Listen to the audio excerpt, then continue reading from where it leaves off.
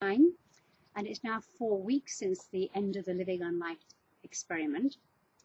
I'm doing really well. I just wanted to update you for those who were concerned that I was not doing so well towards the end of it. I'm eating. I think on July 4th was the first day I had a normal meal, which was quite delicious. And since then, I've just been eating normal amounts of food, probably a lot less than I used to eat. But my system works really well. I still got fairly high liver readings, but I think that was because I had that colonic thing. But they went way down, way down. And so I'm going to have another test in a week or two. I haven't had any ill effects from the 47 days of not eating. I think it was really good for me, actually. I lost 33 pounds since the last meal I had. And now I started to put it back. I got about 5 pounds back on. Actually, I'm 7 pounds back on. I was 132 pounds today. So weight is going up. I don't want it to go up too far. But I'm feeling really healthy, really good. And so the Living on Light experiment, even though it didn't show that a person can live on light, it showed that 47 days of not eating food was actually wasn't harmful. Some people would find it harmful, so I wouldn't suggest people do it. But for me, I felt really good at the end, and in some ways I could have gone on. But what happened, and that was totally fine. So I just want to talk a little bit about what I'm starting to do next, just for the fun of it, really. It's something I'm calling Shining a Light. Sorry about the title, but it was just too good to miss. And the first subject I did for Shining a Light, which I put onto Facebook and the web page, was the issue of population, world population. And it was on World Population Day, the 11th of July. And when I heard that the estimates for the population of the world has gone up to something like 10 billion people by 2050, I don't know how we're going to manage that. But the question I had was, the point of view that I wanted to put forward on that one was before making a decision about whether we as a culture should promote life no matter what the cost, it makes sense to look at what that cost is and to take the consequences into account. I mean, people usually just say, oh, life at any cost. People want to live, and it doesn't matter what the cost is. Life is the most precious and most important thing. And, you know, maybe that's true. It's a point of view that's very prevalent in the world, and certainly taken by most of the cultures and most of the religions, and it's almost a de facto thing in our society. But I think that leaves out a hugely important issue, and that is, what is the cost to the people, to those unwanted children who come into this world and have to pay the price of not being wanted? It's not a judgment about people who do that, or abortions, or anything about that. It's just, what's the cost to those people, to those children? So some of the people who get born into the world when they're not wanted, they really land on their feet. They get adopted or taken by people who really, really love them and could probably give them a lot better life than their parents could have given them. But to come in unwanted, and very often means that they're going to get abandoned. Even if they're kept and they're unwanted, that's a huge psychological burden that they have to carry the rest of their lives, with all the anger that goes with that. So the people who have children when they're not wanted usually either have some kind of psychological thing about not wanting children. I mean, you don't have to want children in this life. Many people don't, many people do. But they are often well below the poverty line. And I am talking about people in rich countries as well as poor countries. Poor countries is more obvious because the poverty line is so low that really anything extra takes them way beyond what people are capable of doing. So those children are very often abandoned, which means that they either go into institutions, if the country has institutions, which means that there's not the one-on-one love and taking care that a child really, really does need to be nurtured in life. And sometimes the parents are so mired into their own poverty and maybe drug use or whatever it is that creates the fact that they have a child without wanting it. So not being wanted is a huge downer for a child. In places like India, and I say India because the movie Slumdog Millionaire was very popular and opened the eyes of a lot of people to the fate of children who are abandoned or unwanted or the parents died. And those children in that movie was just really true for what it was like and what it's like in that culture. It's improving, of course, but they are prey to whatever criminal element finds that they can use them and make money from them. The girls, no doubt, are taken into prostitution, sold off. The boys are used to beg. They're turned into criminals, turned into soldiers, where they're forced to be abusive. They get abused themselves, raped and forced to kill. For their humanity is essentially taken away from them. And very often, in some way or other, they get put into the slave market. When I say slave, it's not necessarily officially slave, but they are not given any opportunity for education or have a job that can earn anything more than a pittance, which if they are owned by the criminal element, they don't receive any of that and get abused horribly. So I don't know that for myself, I would choose not to be living in an abusive situation. Some people, in some of the responses to this point of view, have said that people will want life no matter what, and it's not necessarily something that people are going to have a nice, sweet, happy life. Sometimes the pain and the misery creates a person that is strong and capable, and it's okay. Not that it's okay to be abused, but the choice between life and death, it's okay to take the abuse. That's a point of view. I wouldn't do that myself, but of course people would choose that and do choose that. But people also don't realize that there is a choice. They don't have to do that. There is a way out, even though the way out is usually condemned by most religions and most societies. So to bring an unwanted child into this world is a huge, huge responsibility. And people who take away the possibility of not allowing the child to be born, either through birth control or abortion or whatever other means are available, they really have to look and see, is that the choice that they would want to force upon other people? They have to know the consequences of that choice for the people that they're making that choice for. Of course, children can't make the choice, so it has to be the adults that do that. So it's a question of responsibility. What kind of responsibility do you want to have in this? There's a wonderful folk song called I Am a Friend of the Fetus, which talks about people who want the child to be kept alive, but as soon as the child's born, who cares?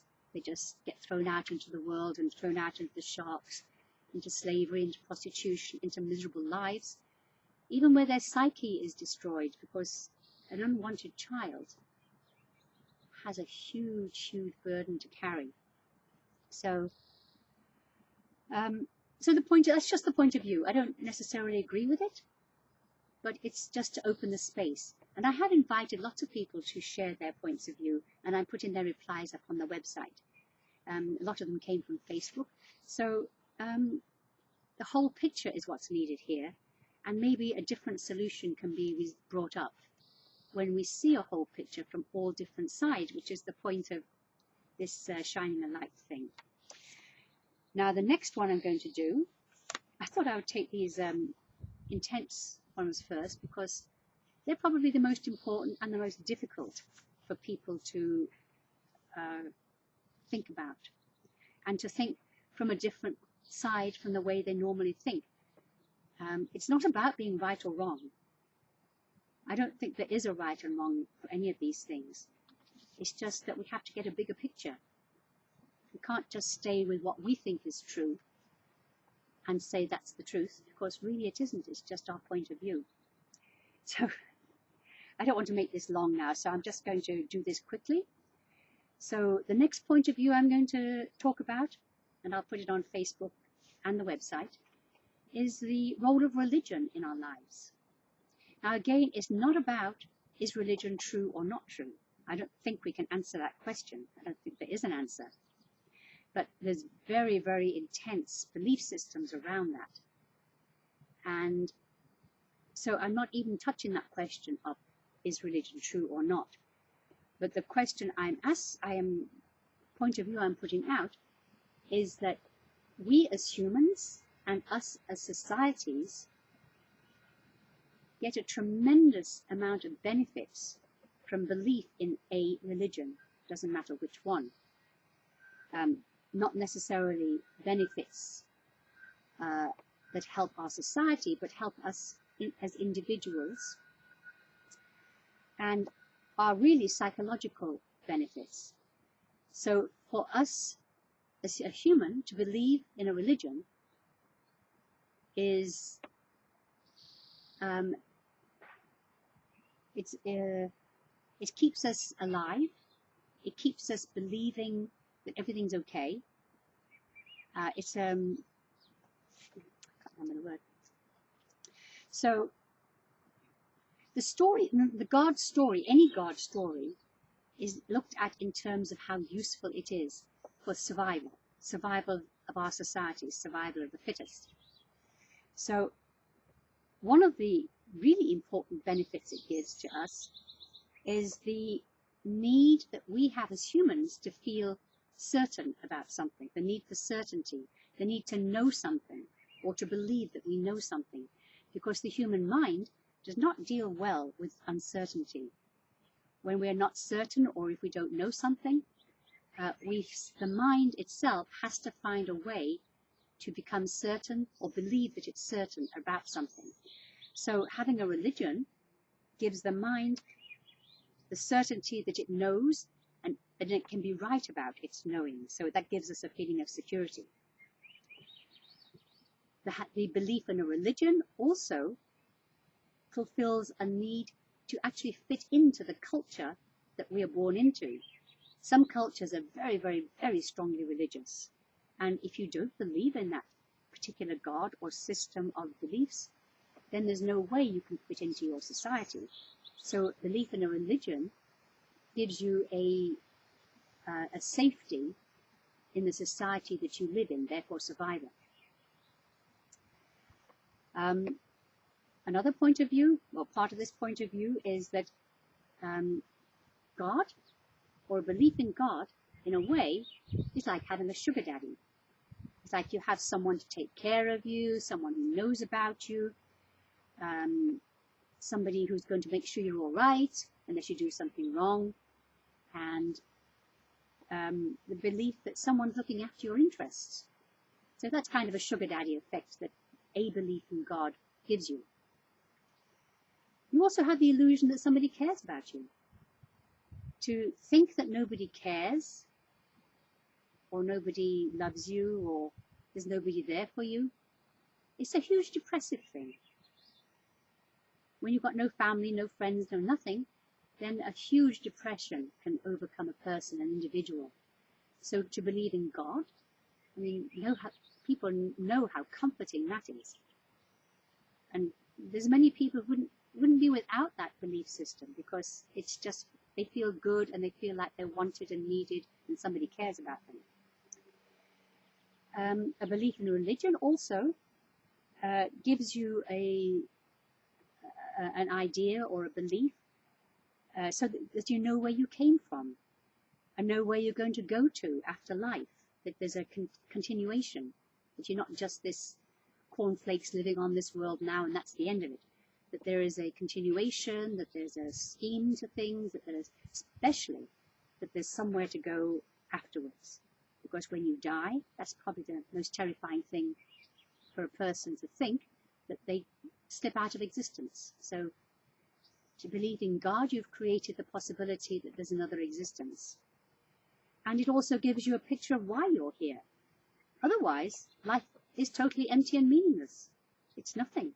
There's no rhyme or reason or purpose or anything, unless you make one up. And we, of course, we always make up purposes. So the belief in a God, rightly or wrongly, gives you the illusion that you know why you're here and you know what you're doing here. It also gives you a place in the universe, and this universe is vast, and you're just a tiny speck. But with a belief in God, now you have a place. You are a child of God, or you have a servant of God, or however you choose to think of that. And now you have your place in the universe, which is very important. It also gives you a whole slew of guidelines on how to live your life, what you're supposed to be doing, what you're supposed to believe in, what your moral values are, how to look at life, what judgments to make, what's good, what's bad. It determines your whole morality, how you look in life. It gives you all those guidelines, without which it's very difficult, because without the certainty, you have no base. But certainty is not actually real. It's made up, in my opinion, in my point of view. So we make up this certainty, and then we use our religious guidelines to tell us how to live our lives. It also tells you what's good and what's bad, and what you're supposed to want in your life.